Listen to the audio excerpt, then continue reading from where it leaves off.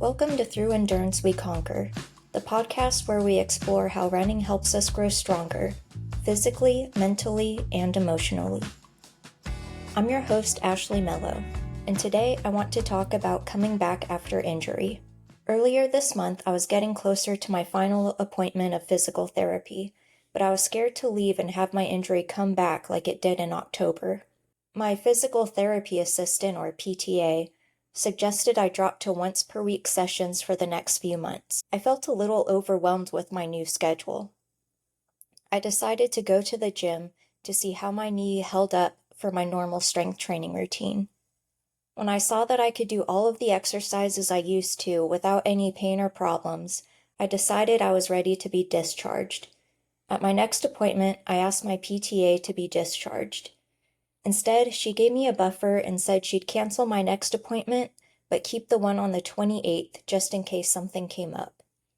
But if I was fine, I could email her and she'd discharge me so I wouldn't have to come in on the 28th. I did have a minor setback while using the leg press at the gym. That made my bursitis pain flare up. But after a few days of rest, the pain went away and I was able to run normally without pain.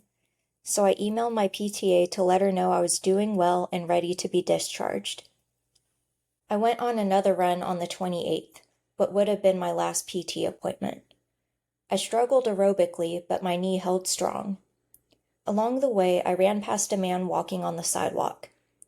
I pulled into the gutter to run so I wasn't crowding him on the sidewalk. I looked up as I was nearing him and he held out his fist for a fist bump. When we bumped fists, that's when I knew I was officially back. I still need to build my aerobic base back, but I'm no longer being held back by a knee injury that started a year ago. While I'm thrilled and thankful to be back to running without pain, I'm also thankful for what I learned while injured. While I was injured, I didn't run until I got help during physical therapy. Even then, after I was discharged in October, my knee pain came back and I was sidelined again for 6 to 7 months. During that time, I didn't have running to distract me from all other aspects of my life. I had to learn who I was without running being a core part of my identity. I also had to face the aspects of my life that were draining me and finally make changes. That's when I realized after 10 and a half years in the real estate industry, it was time for me to shut down my business. While real estate gave me a steady income, I realized that no amount of money can make up for never being able to take a real break or for how deeply drained I felt.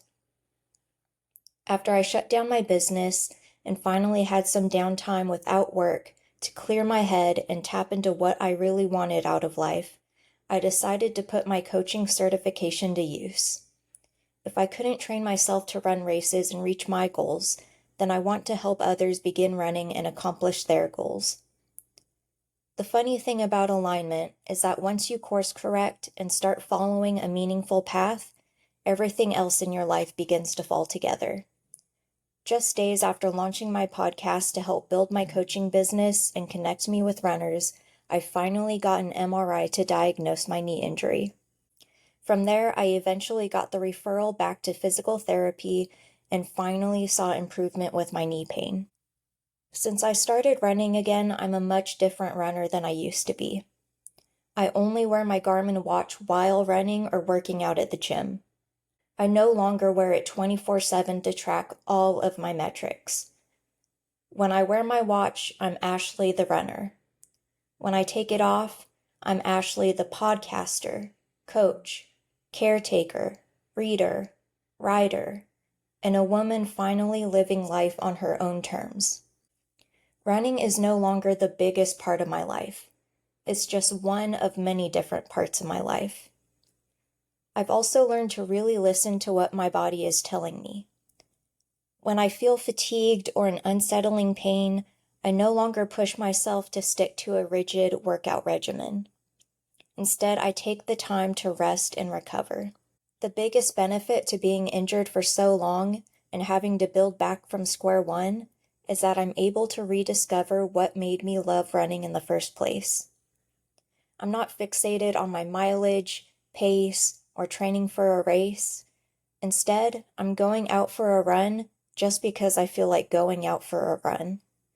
I'm able to let go and reach that flow state where I transcend my mind and body and I'm just being, which is my favorite part about running. To sum up, I'm so happy to be back to running without pain, and I'm even happier with all of the things I've learned and changed in my life during the time I was injured. I'm looking forward to continuing to build my coaching business and podcast to help other people discover the power of running in their lives. If you haven't already, grab my free Couch to 5K guide.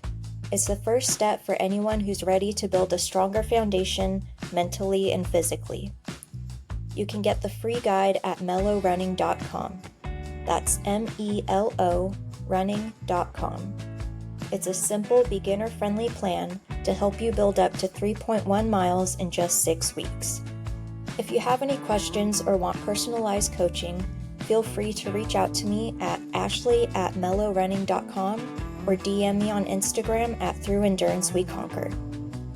Keep showing up, trust the process, and remember, comebacks aren't just physical. They're mental, emotional, and sometimes spiritual.